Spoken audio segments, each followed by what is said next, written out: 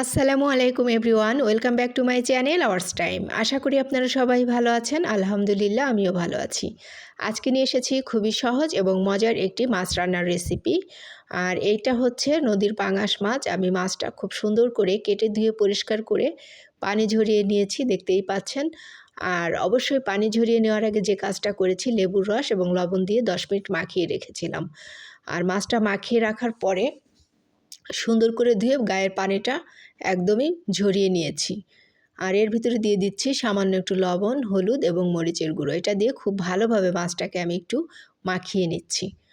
আর মাছের গায়ে যদি এক্সট্রা পানি থাকে তাহলে এটা ভাজার সময় তেলটা ছিটিয়ে যে কোনো একটা অ্যাক্সিডেন্ট হতে পারে। এর জন্য সবসময় আমি আপনাদের সঙ্গে যখনই কোনো মাছ ভাজার রেসিপি শেয়ার করি তখন এই কথাটা বলি, যেন মাছের গায়ে ভাজার সময় কোনো তেল না থাকে। এরপর আমি ফ্রাই প্যানে নিয়ে নিচ্ছি হাফ কাপ পরিমাণ সয়াবিন তেল। তেলটা যখন গরম হয়ে গিয়েছে তখন